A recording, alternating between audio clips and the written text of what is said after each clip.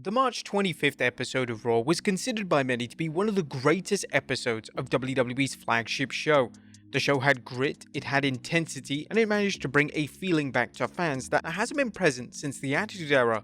The show featured names such as Cody Rhodes, The Rock, and CM Punk delivering TV-14 style curse words, and whilst most of these were censored, it highlights that the WWE talent, particularly those at the very top, are pushing the boundaries of what is permitted. The angle that got everyone talking took place at the end of the show, and it saw the final boss, The Rock, deliver such a brutal beatdown on Cody Rhodes that Rhodes was busted wide open. It's been a long time since a blade job of this magnitude had been seen on WWE television. It's not just weekly TV that is leading to questions being asked around the PG status, as even on live events, Rhea Ripley is exposing her butt cheeks and delivering stink faces. Whilst WWE live events are more relaxed, WWE and Ripley have embraced these raunchy antics and made numerous social media posts regarding the act in question.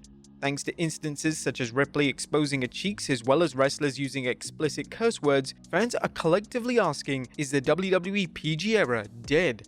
The WWE transitioned to a PG product in the summer of 2008, and there were numerous reasons for this, ranging from political reasons to WWE believing that a PG product would make the product more attractive to investors and sponsors. A lot of fans switched off the WWE product when this switch ensued, as some fans enjoyed the edgier presentation that a TV-14 product would allow.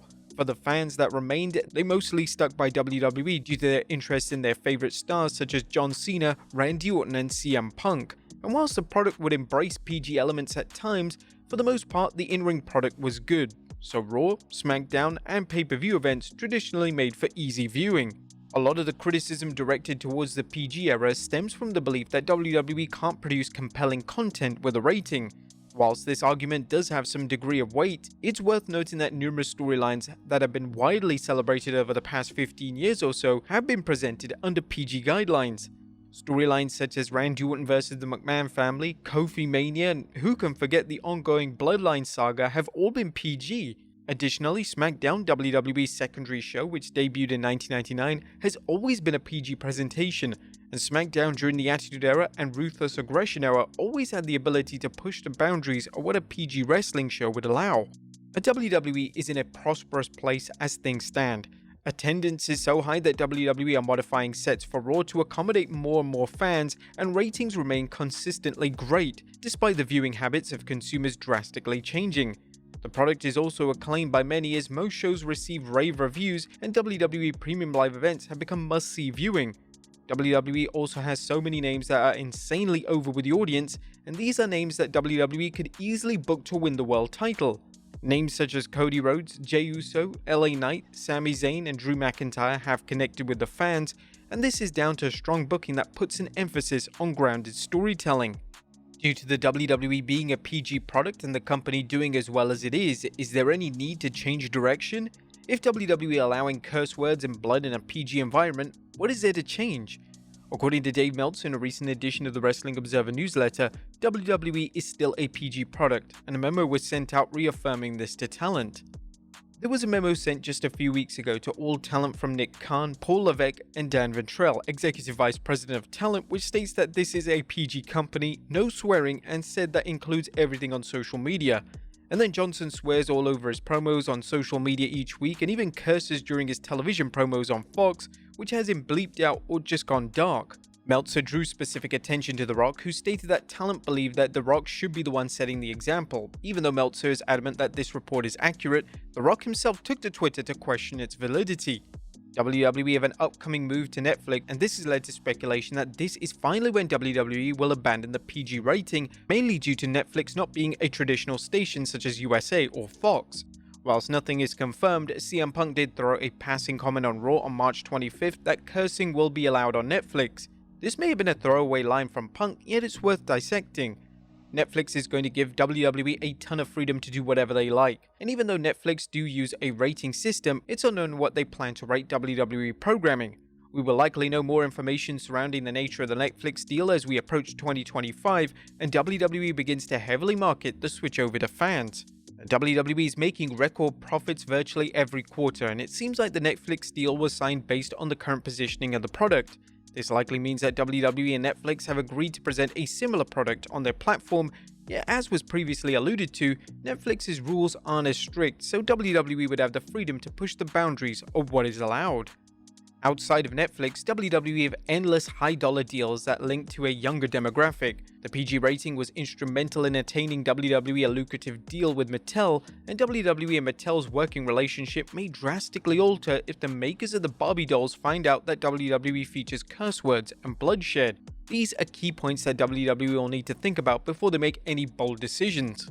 What many fans often forgot is that several years ago, it was widely reported by top sources within the wrestling industry that WWE was going to switch back to a TV-14 presentation. This change was only going to affect Raw, yet just a few hours after this initial report circulated, it was reported that WWE had scrapped the plans. The Rock has been pushing the boundaries of a PG era since he returned to WWE at the start of 2024, and this has been nothing new for the Great One, as even during his 2011-2013 return, he was given more leeway in terms of promo material compared to the rest of the roster.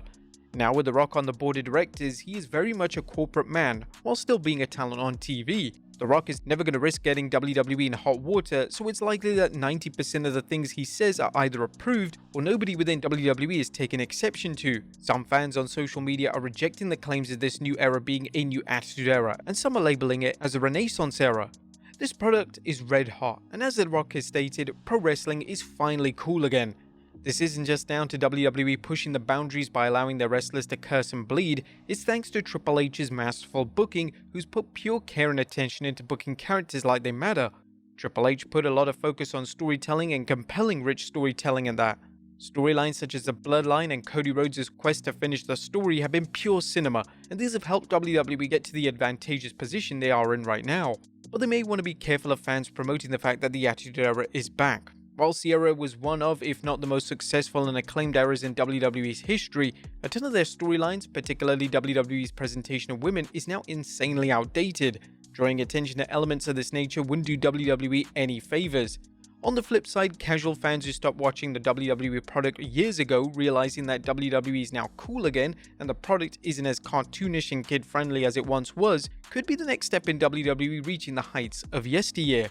Right now, it seems as if the PG era isn't dead just quite yet, but WWE are pushing the PG guidelines, and if sponsors and relevant networks don't kick up a fuss, then it's likely that these edgier, more controversial elements of their presentation are here to stay, especially as WWE enter a new era on Netflix in 2025. Even if they did commit to changing the rating to a TV-14 classification, not too much would change. Sure, TV-14 gives WWE more creative freedom in some areas, yet they still have to answer to sponsors, partners and networks, and it may be WWE's best interest to stay where they are and ride this incredible hype train for as long as humanly possible. What would you guys think? Let us know in the comments down below. I'll see you next time with some more wrestling content.